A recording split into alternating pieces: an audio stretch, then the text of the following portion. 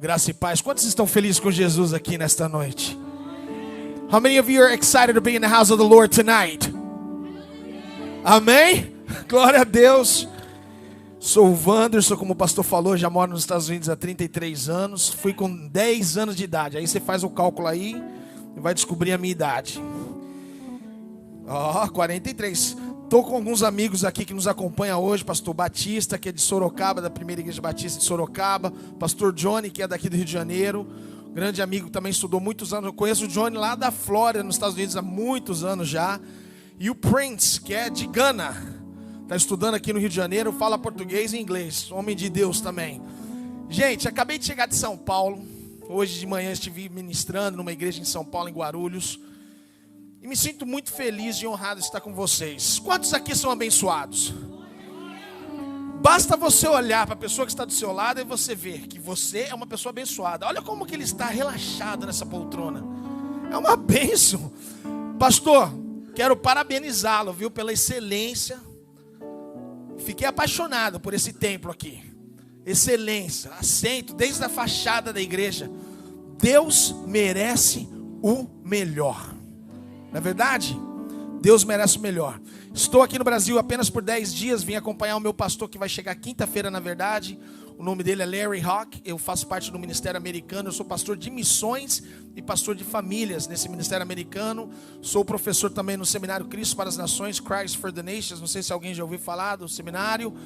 E pela misericórdia de Deus, nós temos viajado em alguns lugares, ministrado a palavra de Deus. Mas hoje eu me sinto muito feliz, honrado de conhecer mais uma parte da minha família.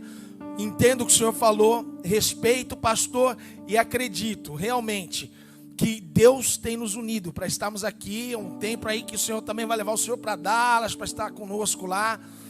Muito, muito alegre de estar com vocês nesta noite e eu quero agradecer a confiança, viu, pastor, de nos permitir estar aqui ministrando. Queridos, antes de eu ministrar a palavra de Deus, eu quero rapidamente contar um testemunho. Posso contar um testemunho? Eu fiz um propósito com Deus que aonde eu passar eu vou contar o testemunho, porque o Deus que eu sirvo é um Deus de milagres. 2015, dia 2 de agosto de 2015, eu sou casado, tenho 3 filhos, Thalita com 10 anos de idade, Gabriel com 16 e o Luca com 5, casado com uma mulher muito bonita de Curitiba, conheci ela lá nos Estados Unidos.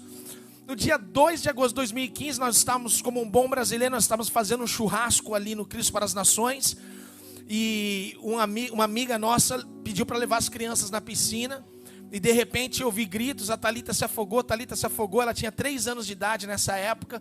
Eu estava na churrasqueira, deixei a churrasqueira, fui até a piscina. Quando eu peguei ela da água, ela já estava toda roxa, os olhos abertos, toda solta. Eu gritava o nome dela, ela não respondia. Várias vezes eu chacoalhei ela, falei, Thalita, o papai, tá pai. Ela olhando com os olhos abertos, roxa, inconsciente, coloquei ela no chão, saí de perto, comecei a chorar. O diabo naquele momento começou a jogar seta sobre a minha mente, falando, você vai voltar a ter um filho, que naquela época era só 2. A partir de agora você está voltando a ter um filho. Foram 4 pessoas, eu estou falando rápido aqui para remir o tempo. 4 pessoas fizeram o procedimento de primeiros socorros. A primeira pessoa fez nada, a segunda pessoa nada, a terceira pessoa era uma enfermeira pediátrica, não achou pulso, balançava a cabeça assim. 4ª pessoa falou, nós não vamos desistir. Eu morava dentro do seminário bíblico. Os prédios que eu morava eram vários funcionários do seminário. O meu filho começou a gritar, minha irmã morreu, e eles começaram a sair e clamar a Deus. Preste atenção, clame a Deus no meio da situação. Não desista, saiba que Deus tem um propósito para todas as coisas. Muitas das vezes nós não entendemos, mas o Deus que nós servimos é um Deus que está acima de todas as coisas. Naquele momento de clamor, quase 5 minutos a minha filha estava morta. O Senhor a trouxe de volta para a glória do nosso Senhor Jesus Cristo. Passei por um período de 90 dias de investigação. O serviço tutelar, acho que fala aqui no Brasil, né? O Child Protective Service veio na minha casa. Logo depois que nós voltamos, ela ficou internada alguns dias. Bateram na minha porta, o serviço tutelar entrou, checou a geladeira, foi no quarto das crianças, interrogou as crianças e falou para mim, se nós descobrimos que isso daqui foi negligência sua, nós vamos tirar a guarda dos seus filhos. 90 dias de investigação. Durante esses 90 dias, posso dizer que vivemos dias muito difíceis ali. De repente eu recebo uma carta de uma cobrança no hospital, falando que eu devia também agora um valor para o hospital. Falei, não é possível, eu tenho seguro de saúde. Liguei para esse lugar, escritório administrativo do hospital, eles falaram, não tem nada a ver com a sua filha, isso daqui é de 4 anos atrás. Aí eu falei, 4 anos atrás? Eu nunca recebi uma carta, nunca recebi um telefonema, nunca recebi um e-mail, o que está acontecendo? Aí eles falaram, isso daqui é da sua esposa. O que aconteceu 4 anos antes desse acidente da minha filha? Minha esposa estava grávida dessa menininha, ela entrou no hospital com um sangramento muito forte, e a médica disse para minha esposa da seguinte forma, é apenas um feto, você não vai segurar, a sua placenta já está descolada, infelizmente, vai para casa agora, depois você volta, a gente faz uma coretagem, acho que fala, e vocês vão tentar outro bebê. Minha esposa voltou para o seminário, uma médica que estava estudando no Cristo para as Nações da Índia, ela falou, eu não posso receitar porque eu não sou médica aqui, eu sou médica na Índia. Mas nós vamos orar agora, nós vamos quebrar a palavra do médico do hospital e você vai seguir as minhas instruções. Minha esposa ficou quase 3 meses, todos os dias praticamente sangrando. Todos os momentos ela pensando, já perdi esse bebê. Um dia ela recebeu uma mensagem de uma pessoa que ela tinha evangelizado. E essa pessoa falou, tenho sabido do que vocês estão enfrentando, temos orado por vocês. Não é no livro de Marcos, quando Jesus vai até a casa do centurião, Jairo diz assim, a menina não está morta, ela apenas dorme. Ele falou, Talita, cumi. Naquele momento a minha esposa sentiu um momento de paz, porque ela estava com a mente dela. E ela falou assim, Deus, eu não sei o que eu tenho aqui no meu ventre. Gente, aqui não é ventre não, aqui é comida, tá? Eu não sei o que eu tenho aqui, mas se o Senhor sarar o meu ventre e for uma menina, eu vou colocar o nome dela de Talita. E Deus sarou e nos deu uma menina. Por que eu estou falando tudo isso? Lembra que aconteceu o acidente, aí eu passei pela investigação, recebi a carta? Deus segurou isso. Foi um erro, na verdade, porque eu consegui comprovar para eles que eu tinha seguro de saúde. Nós recebemos essa carta para Deus mostrar algo. A minha esposa entrou no hospital dia 2 de agosto de 2011 com esse sangramento e os médicos disseram que ela não ia segurar aquela gravidez. 4 anos depois, dia 2 de agosto de 2015, às 8h30 da noite, no mesmo horário, Satanás tentou tirar a vida da minha filha pela 2ª vez. Mas o Deus que eu sirvo é um Deus de milagres. O Deus que eu sirvo é o Deus que traz vidas. Não importa a sua situação, não importa o que vocês têm enfrentado. Se tem propósito para a sua vida, Satanás não tem poder. Se você está aqui nesta noite, tem propósito para a sua vida. O diabo tentou, e para a glória de Deus, hoje a Talita está com 10 anos de idade, não tem nenhuma sequela, é uma levita do Senhor. Nós estamos já trabalhando, ela vai gravar com a Aline Barros. Deus abriu uma porta muito grande, uma coisa assim que nós estamos ainda tentando processar. Presta atenção, você está vivo, passou por uma pandemia, Deus tem um propósito para com a sua vida. Deus tem propósito para com a sua vida. Quando que nós pensamos que em 2020 nós iríamos passar por uma pandemia? Quando que nós pensávamos que estaríamos trancados dentro do nosso lar por 3 meses? Quem ficou preso dentro do lar 3 meses? Lá nos Estados Unidos, 3 meses sem poder sair. Apenas mercado. Quantos de nós pensávamos que iríamos ver a casa do Senhor fechada, as portas fechadas? Ninguém imaginava isso. O que nós estamos vivendo nesses últimos dias, o certo se tornou errado. E o errado agora é certo. Não se pode falar mais nada que você já é um racista, um homofóbico, isso e aquilo. É muito difícil ver. Eu falo para o meu filho todos os dias, ele tem 16 anos, eu falo, filho, o mundo está chato. O mundo está chato porque você não pode falar mais nada. Na minha época, esse negócio de bullying, não sei o quê, eu tinha apelido e eu respondia pelo meu apelido. Era desse jeito. Levava umas palmadas da minha mãe e hoje, graças a Deus, pelas palmadas que eu levei, eu sou o que eu sou. Mas hoje está difícil, a gente tem que tomar cuidado com o que a gente fala. Nós estamos vivendo um momento difícil. Mas eu acredito que até mesmo nesse mundo que nós estamos vivendo, nessa dificuldade que nós estamos passando, Deus está levantando uma igreja que não vai ficar mais adormecida.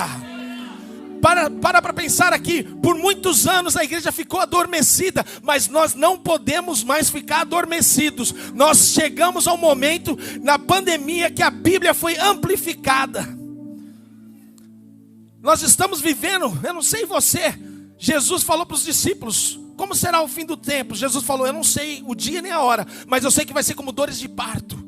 O amor de muitos se esfriará. O que nós temos visto nesses últimos dias? Que o amor de muito tem se esfriado.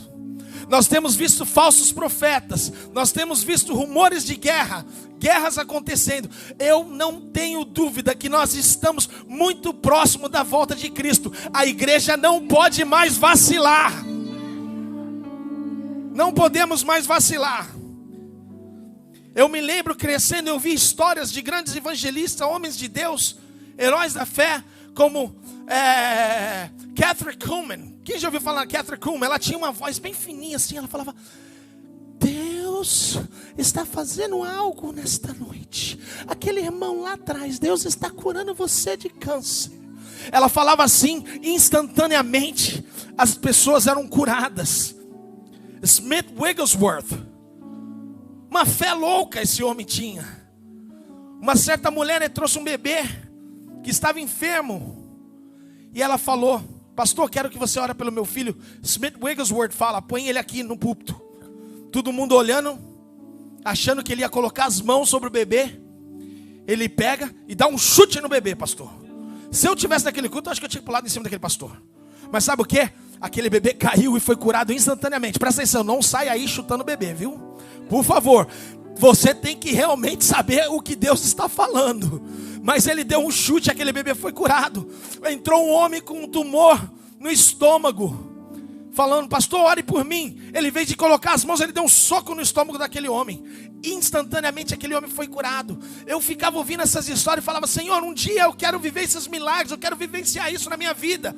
Presta atenção, há chegado o tempo de nós vivenciarmos esses milagres. Eu creio que aqui Deus vai levantar pessoas que irão vivenciar esses milagres. Porque como nós vamos encher a casa do Senhor? Com testemunhos de cura, de milagre, de sobrenatural que o Senhor irá fazer. Abra sua Bíblia comigo no livro de 2 Samuel, capítulo 23, versículo 11 e 12. 2 Samuel, capítulo 23, versículo 11 e 12. Aqui nós encontramos os valentes guerreiros de Davi. 2 Samuel capítulo 23, 11 e 12. A palavra do Senhor diz o seguinte: depois dele, Samá, filho de Agé, de Arar, os filisteus reuniram-se em Elei, onde havia uma plantação de lentilha. O exército de Israel fugiu dos filisteus, mas Samá tomou posição no meio da plantação, defendeu-a, derrotou os filisteus, e o Senhor concedeu-lhe uma grande vitória. Diga comigo assim: Samá. Samá. Eu acredito que no final desse culto, meu nome já não será mais Wanderson Franco, mas sim Wanderson Samá Franco. Pastor Michael Samá. Fala assim, meu nome, fala o seu nome agora, Samá. Vai lá. Deus tem chamado pessoas aqui para fazerem a diferença. A Bíblia diz que Samá ficou no centro de um campo de lentilhas. O exército dos filisteus se reuniram. Finalmente eles se unificaram e falaram: vamos lutar contra o exército de Israel. De repente, eu imagino sendo essa cena assim mais ou menos, pastor. Aqui está o exército de Israel, 10, 20, 50, e os filisteus estão vindo. Calma aí, 100, 75, 150, calma aí, 78, 250, 90, 300. Imagina o que estava passando sobre a mente dos filisteus e do exército de Israel. Rapaz, ali tem mais gente do que a gente. O que a gente faz agora? Olhou um para o outro e falou assim: corre, foge. Todos fugiram. Mas de repente, um homem, apenas um homem, Samá, se coloca, posicionamento, no meio de um campo e falou: pode vir, vou desembanhar minha arma aqui, minha espada, e vou derramar sangue do inimigo aqui nesse campo. E aí eu fiquei falando: Senhor, eu quero entender um pouco mais essa passagem aqui. Como que um homem, sozinho, luta contra um exército todo. Quem já assistiu algum filme do Bruce Lee? Aqueles que são mais de idade, assim, já assistiu um filme do Bruce Lee? Eu imagino que essa cena foi mais ou menos assim. No filme de um Bruce Lee, eles fazem aquela roda assim, né? Assim. Aí o Bruce Lee vai fazendo assim. Aqui é capoeira, né? Mas é mais ou menos assim. Vem um, pá. Vem o segundo, ele pá. Ó, o gordinho aqui vai, meu Deus, vai rasgar a calça. O terceiro, pá, dá pra quarto. Eu imagino que deve ter sido assim. Não era uma fila. Vem o primeiro, eu vou matar o primeiro, Samar fala. Vem o segundo, não. O exército todo veio contra ele. E eu falo, como que um homem sozinho consegue defender um campo sozinho, quando todos fugiram? O que estava passando sobre a mente dele? Meu Deus, eu sou louco. Todos os meus amigos me abandonaram, estou sozinho aqui. O que eu vou fazer? Vou deixar o quê? Eles me matarem agora? Porque eu vou morrer. Todo esse exército dos filisteus vindo contra mim, eu não vou conseguir vencer essa batalha. Presta atenção. Todos os abandonaram.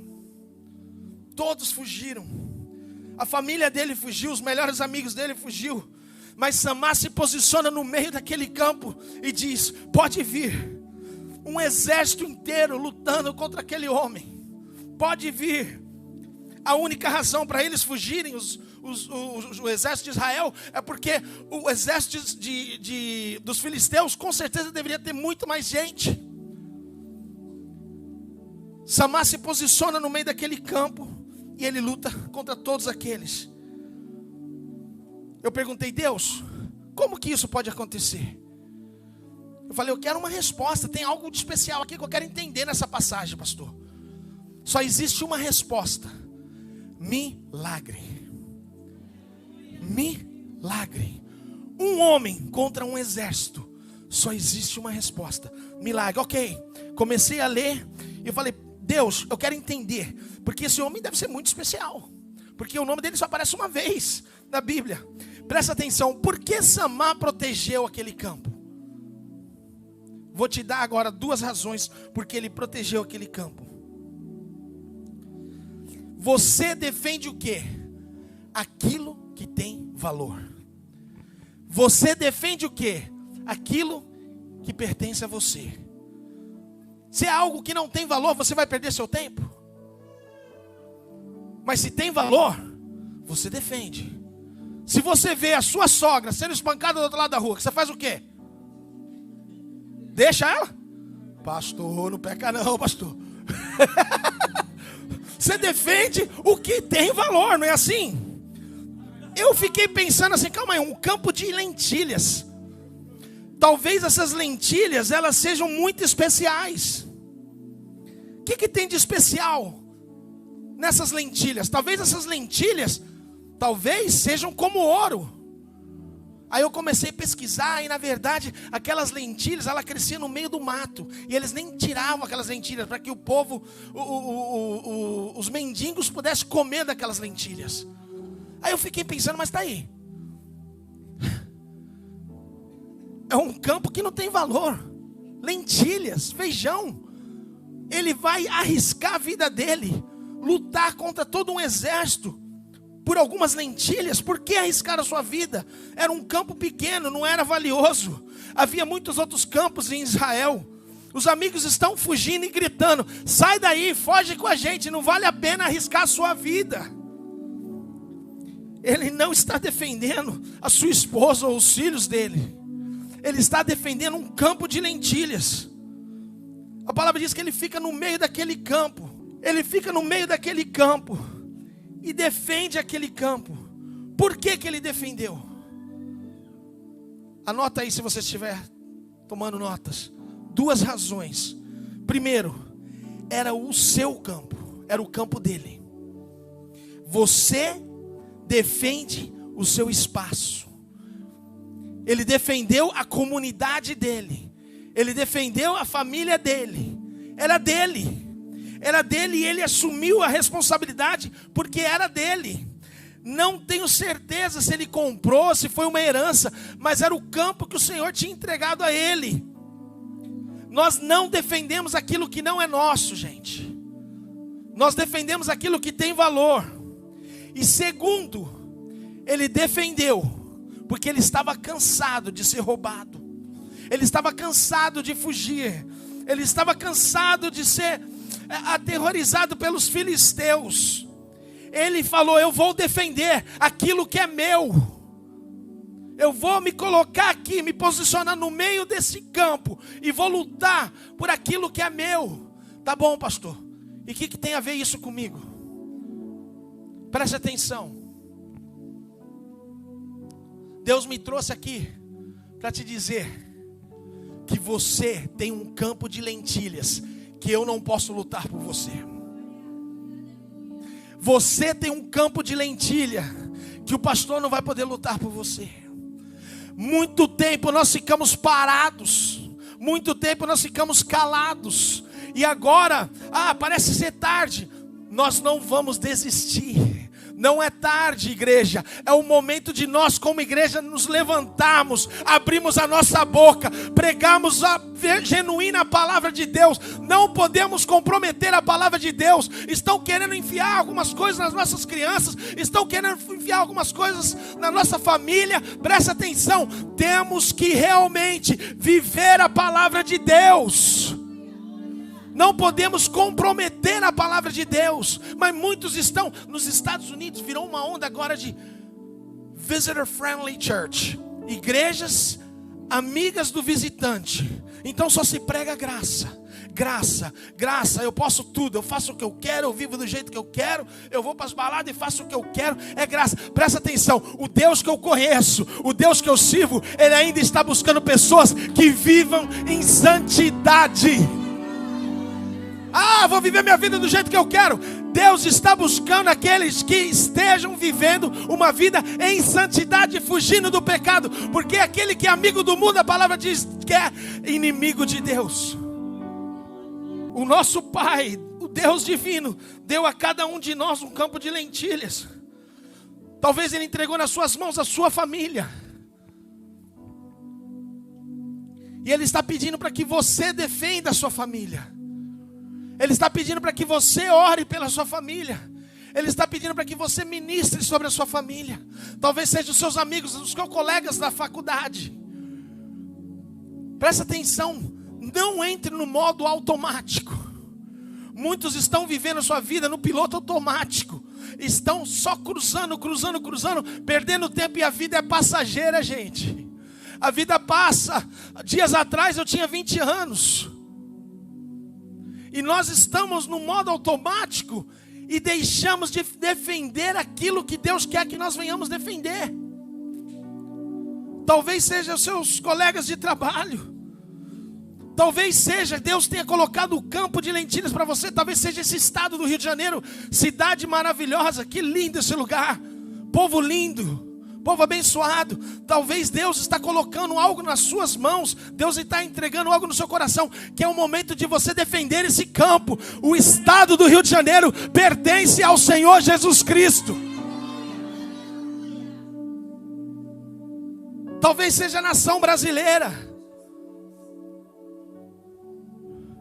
Eu posso falar porque eu não sou daqui, pastor, me perdoa. Mas quando você for votar nas próximas eleições, não vote para fulano ou ciclano. Vote para aquele que tem algum princípio que vai de acordo com a palavra de Deus. Quem sou eu para falar quem você vai votar? Mas eu voto conforme aquele que eu sei que chega mais próximo daquilo que Deus instrui na palavra dele. Nós temos que defender o nosso campo. O Senhor tem colocado campos para nós defendermos. Samar, ele defendeu porque pertencia a ele. Ele defendeu porque ele estava cansado.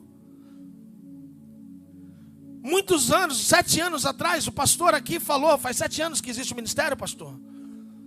Pastor Michael, 7 anos, ele ouviu a voz de Deus e falou, ele ouviu a voz de Deus e falou o seguinte: eu vou defender esse campo de lentilhas aqui, nessa região. E olha o legado aqui, ó. Coisa linda o que Deus está fazendo aqui. Um avivamento. Por quê? Porque ele ouviu a voz de Deus e ele falou, eu vou fazer. eu vou defender. Esse campo é meu, não adianta, é meu, Deus me entregou e eu vou fazer o que é necessário para defender esse campo. Preste atenção, temos que não podemos mais perder tempo. Temos que levar o evangelho de Cristo às ruas. Não podemos mais ficar entre quatro paredes. Temos que crescer realmente a igreja de Deus. Nós temos que pregar para que as pessoas possam saber que aqui existe um Deus de milagres. O diabo, ele não quer que a obra de Deus seja expandida. Ele tenta de todos os jeitos atrapalhar. Deus tem colocado sobre a minha filha um campo que ela vai defender, que eu não posso defender. Talvez você tenha tido revelações nesses últimos dias de algo que você precisa fazer, o campo que Deus está te entregando, e você ainda não entendeu direito. Esse campo é seu, Deus está te entregando, você vai levantar e você vai guerrear e você vai vencer. Samar, ele se posicionou no centro daquele campo de lentilhas e Deus trouxe uma grande vitória. Todos nós temos um círculo de influência. Todos nós temos pessoas que nós influenciamos. Ah, pastor, mas eu não sou estudado, pastor. Ah, eu moro numa comunidade simples. Presta atenção, tem alguém que está olhando para você. Ações falam mais do que palavras. Ah, eu não sei o que falar. Seja um verdadeiro cristão. Faça o que a palavra de Deus fala. Eu me lembro, como pastor de missões, eu sou apaixonado. Eu achei que na verdade o Senhor iria me usar no louvor, no ministério de louvor. Acabou que eu me apaixonei, fiz uma viagem missionária e entendi que o meu campo era missões. Eu me lembro em 2015, eu senti no meu coração que era para ir para o Japão, fazer missões, levar alguns alunos do Cristo para as Nações. E aí falei com a minha esposa, trabalhando no Cristo para as Nações na época, pastor. Eu era o diretor financeiro do Cristo para as Nações. E falei para minha esposa, estou sentindo que é para a gente ir para o Japão, levar um grupo de estudantes para a gente ministrar lá. Mas eu tinha menos de $100 na conta. Eu falei, como que eu vou fazer isso? Aí minha esposa olhou para mim e falou assim, eu também senti que eu tenho que ir levar as duas crianças. Aí eu olhei para ela e falei, não, esse daí eu senti, você não sentiu não. Não dá não. Como? Não tem dinheiro, como que nós vamos fazer isso? Ela falou, calma aí, você pode sentir e resolver defender o seu campo? Eu não posso. Aí eu peguei e falei, tá bom. Então vamos orar e vamos pedir a Deus uma estratégia para que a gente possa levantar fundos para todos irmos para o Japão. Fiz os cálculos, mais de $10 mil. Com menos de $100 na minha conta. Cristo para as Nações é uma obra missionária. As pessoas ganham muito pouco lá. Aí eu peguei e comecei a orar. Deus me deu uma ideia. Eu peguei uma cartolina. Peguei esses $10 mil e dividi em números. $5, $20, $50, $100. E eu fiz número suficiente para o quê? O cálculo para dar os $10 mil. E falei, vou para a internet agora. E aí eu e minha família seguramos aquela cartolina e falamos o que Deus estava colocando nos nossos corações. E pedi, você pode nos ajudar em oração e com um valor que está aqui nessa cartolina? E aí de repente nós recebemos $5. Aí eu fui lá, marquei $5 e falei, eu não preciso mais de $10 mil, eu preciso agora de 9.995. Aí entrou mais $10, eu falei, não preciso mais dos $10 mil, eu agora preciso de 9.985. Aí entrou $100, eu falei, eu não preciso mais de $10 mil, eu preciso. E aí foi, com 2 meses e 10 dias, nós levantamos mais de que $10 mil para a glória de Deus, e todos fomos, porque um dia eu resolvi defender o meu campo de lentilha. O pastor me chamou, comecei a fazer parte do ministério ali, trabalhando só com missões. Primeiro ano fizemos missões, fizemos obra social na região ali de Dallas. Aí o pastor fala, Wanderson, eu gosto do seu jeito. Você se dá bem, conversa com as pessoas, é alegre. Todo gordinho é alegre, gente. Não é verdade? Por que isso? Todo gordinho alegre. Aí eu peguei e falei, tá bom, pastor, o que você quer? Ele falou assim, eu quero que você faça o seguinte, a partir de agora, não somente missões, mas você também agora vai assumir os nossos pequenos grupos. A igreja lá trabalha com pequenos grupos. Eles tinham apenas 4 grupos. Eu falei, pastor, eu não sei se eu vou conseguir dar conta de crescer isso, porque eu não tenho muito conhecimento nessa área. Ele falou, Wanderson, Deus colocou no meu coração que você é a pessoa certa. Eu falei, tá bom, pastor, uma coisa que eu entendo, preste atenção. Muitas das vezes você está buscando se profissionalizar em algo. E Deus não quer seu profissionalismo. Deus quer a sua disposição e disponibilidade. Ah, pastor, mas eu não sei. Tem disponibilidade aí? Tem disponibilidade? Então lute pelo seu campo de lentilhas como Samar lutou. Ah, pastor, mas não sei se eu vou conseguir. Deus está apenas pedindo disponibilidade. Nós somos de 4 grupos a 58 grupos em 2 anos. Tudo para a glória de Deus. Por quê? Porque eu disse sim para defender o meu campo de lentilhas. Quantos já ouviram falar em David Wilkerson? Um pastor, Nova York. Pastor David Wilkerson, homem de Deus, de uma pequena cidade. Deus fala para ele, abandona tudo e vai para Nova York. Você vai trabalhar com os bandidos de Nova York, os garotos de gangue de Nova York. Ele foi, chegou lá, foi cuspido, bateram nele. Chegou momentos que ele olhou para a esposa dele e falou, talvez eu não estou no lugar certo. Eu acho que eu não ouvi Deus.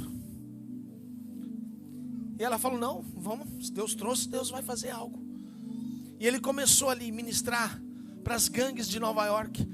Um dia ele descobriu que as gangues precisavam de um lugar para eles brigarem um contra os outros. Azul contra a vermelha. Lá tem muito isso. Aí ele falou, Deus, eu preciso de uma estratégia. Deus colocou no coração dele, aluga um teatro e chama todas as gangues para dentro do teatro. Meu, isso é loucura. Isso é muita fé. Sabe o que ele estava fazendo? Ele resolveu lutar pelo campo de lentilha dele. Ele reuniu todos aqueles moleques de gangue, aqueles meninos de gangue, e falou, pode ir, pode lutar. E ele começou a pregar o evangelho naquele lugar. Enquanto um batia no outro, ele pregava. E de repente, um homem se levantou, Nick Cruz. Quem já ouviu falar no Nick Cruz? A Cruz e o Punhal. Tem um filme, inclusive. Nick Cruz deu a sua vida para Jesus. Hoje nós temos o Desafio Jovem. Quem já ouviu falar no Desafio Jovem? Para jovens que são dependentes químicos. Temos o desafio, lá nos Estados Unidos tem tudo quanto é lugar esse Desafio Jovem. Existe em vários lugares do mundo, na verdade, o Desafio Jovem. Sabe por quê? Porque um dia David Wilkerson resolveu lutar pelo seu campo de lentilha. Hudson Taylor, um missionário que foi para a China. Na China, um país comunista. Ele ouviu a voz de Deus e ele foi. Construiu mais de 125 escolas. Mais de 18 mil pessoas aceitaram Jesus. Isso eu estou falando lá atrás. Onde as coisas eram muito pior. Perseguição. Mais de 18 mil pessoas deram suas vidas a Jesus. Porque um dia, Hudson Taylor resolveu defender o seu campo de lentilha. Eu creio que nesta noite, Deus está ministrando no seu coração. Preste atenção. Muitas das vezes nós queremos que o pastor venha trazer o crescimento na igreja. Mas pastor não gera ovelha. Ovelha gera ovelha. O pastor está aqui para pastorear as ovelhas. Gente, o que Deus tem falado ao meu coração nesses últimos dias, a pandemia, ela amplificou a palavra de Deus.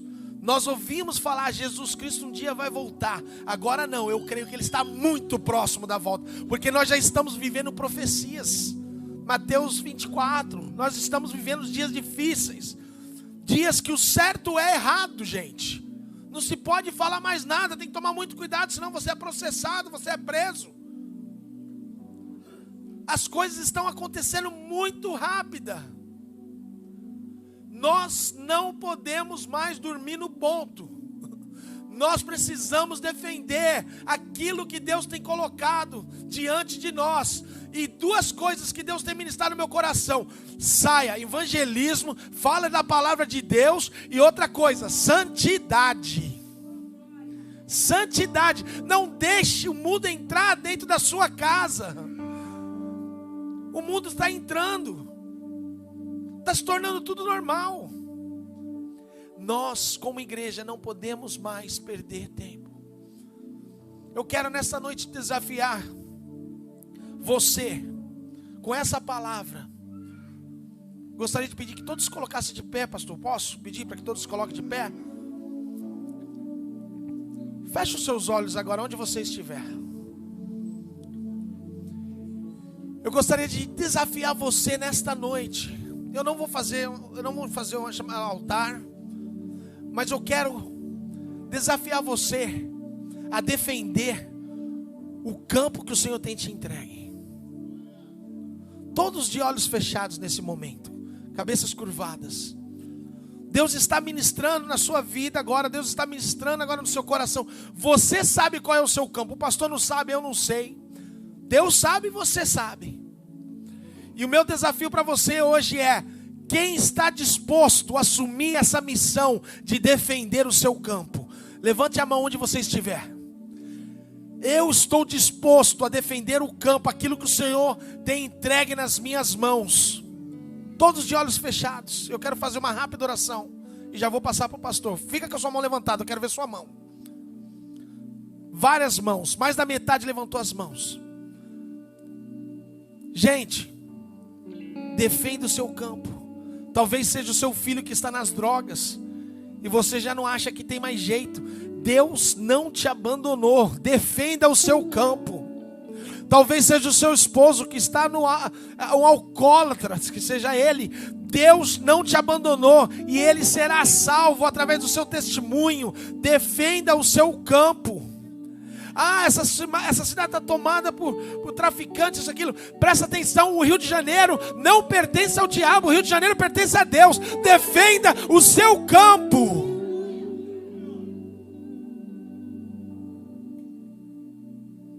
Deus está levantando homens e mulheres de Deus aqui, que irão fazer a diferença.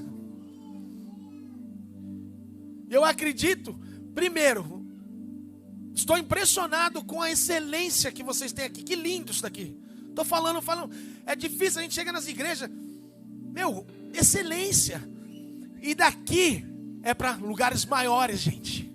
Porque vocês estão se comprometendo nesta noite a defender o seu campo. Deus vai trazer vidas nas suas mãos e através de vocês essa igreja irá crescer, usando a vida do pastor aqui, da pastora, jovens com força para fazer a diferença nesse lugar, nesse estado. Quantos creem assim?